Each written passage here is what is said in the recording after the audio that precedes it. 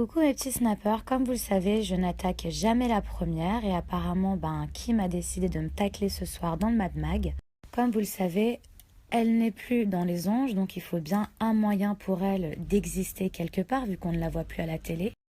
Et donc ce soir, j'ai décidé d'être un petit peu généreuse et de lui donner encore un tout petit peu de lumière. Alors moi je trouve ça triste, lamentable, pitoyable de prendre autant le public à partie, de te faire passer pour une victime. Kim, c'est la reine du off. Pour ceux qui ne savent pas ce que ça veut dire off, ça veut dire qu'en fait elle fait tout en dehors des caméras. La nuit, elle passait son temps à nous insulter, à nous dire qu'elle nous manipulait, qu'on était ses marionnettes, qu'elle était à sa 9e télé. Donc elle savait très bien ce qu'elle faisait. Et ce fameux soir où elle a embrassé Anthony, elle est rentrée complètement bourrée à la maison. Et elle s'en est prise violemment à Anto. Je sais, c'est un peu ambigu, il y a 2 Anto Anthony. Elle a pris un bol qu'elle a éclaté sur Anto. Donc le public, ne soyez pas crédules. Elle n'est pas partie parce que on l'a poussée à bout ou parce qu'elle n'en pouvait plus. Elle est partie parce que son vice ne marchait plus avec nous et qu'elle était démasquée. Grâce au montage qui t'ont fort avantagé et à ta parole d'actrice, tu arrives à faire croire à certaines personnes que tu es une victime. Le fameux jour où Kim est partie, la veille, ce n'est pas le jour que vous avez vu. La veille, c'était un jour off. Et voilà ce qui s'est passé en off. Ce fameux jour où elle a raconté que Vincent l'avait violentée ou frappée, pardon. Oui, cette scène a été filmée, et heureusement pour nous, parce que c'est la seule vidéo qui prouve notre innocence et son vrai visage. Donc ce fameux jour en off, elle est rentrée à 5h du matin, avec ses copines, complètement ivres et hystériques, sans que personne les provoquait.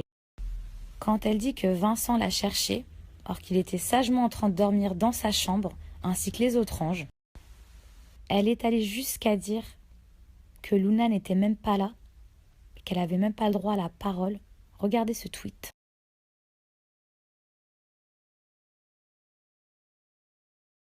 Donc, soi-disant ce soir où Vincent a été violent et qu'il n'y avait personne, je vous laisse découvrir.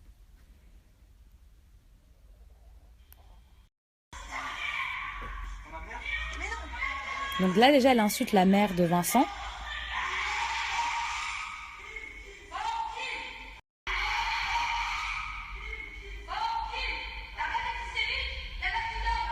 Donc Luna, soi-disant, n'était pas là.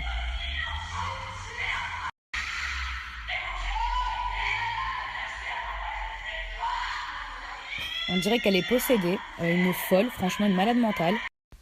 On entend bien, si devant une caméra, je ferme ma gueule. Donc, à quel point elle joue un double jeu. Eh ben tu l'ouvriras lundi. Putain.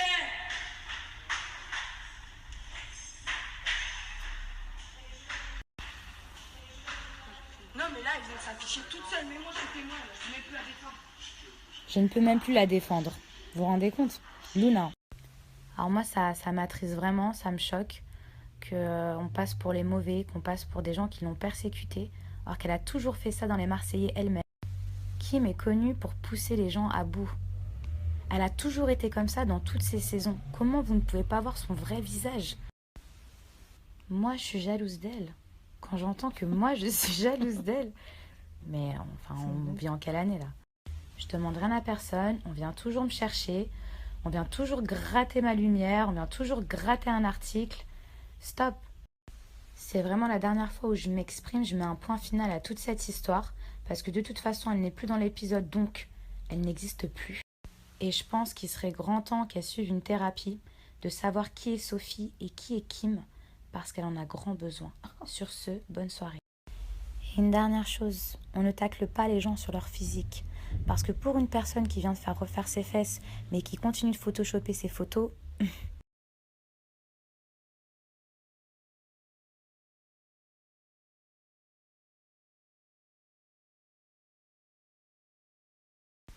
vous pensez que moi, j'aurais soutenu, peu importe, mon ami ou pas, un homme qui tape une femme, même une femme que je n'aime pas?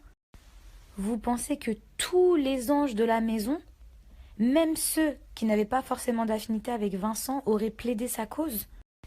Kim, sa force, c'est de prendre les gens par les sentiments. de se faire passer pour une fille qui ne va pas bien pour qu'on la défende à sa place.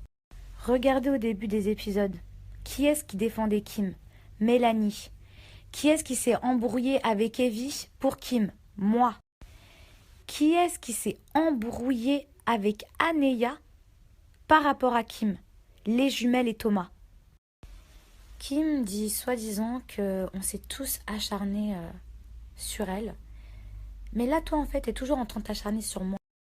La nuit, quand les caméras étaient coupées, elle nous faisait du harcèlement psychologique, comme vous pouvez le voir. Tout ça, c'est pas inventé, c'est pas monté, c'est rien. C'est nous qui avions peur d'elle.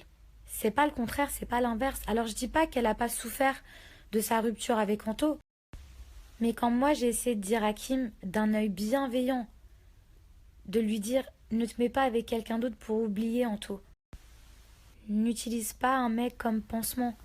Parce qu'au final, j'ai fait cette erreur. Et ça mène à rien. Sauf que moi je suis le genre de copine, je vais peut-être pas prendre des pincettes, je vais peut-être manquer de tact. En fait, je vais être énervée parce que j'ai envie de te raisonner. Et au final, on pense que j'essaye de passer pour la fille qui veut donner des leçons. Mais quand t'aimes ton ami à la base, tu lui veux son bien. Tu vas pas l'inciter dans ses conneries. Et quand au final, ça se retourne contre toi et que tu vois le vrai visage des gens, même si ça s'est passé hors caméra, en caméra, t'as plus envie d'être ami avec eux. J'ai même pas de méchanceté envers Kim. J'ai de la pitié. Elle me fait de la peine parce qu'au fond, quand t'es aussi mauvaise, tu peux que être mal à l'intérieur.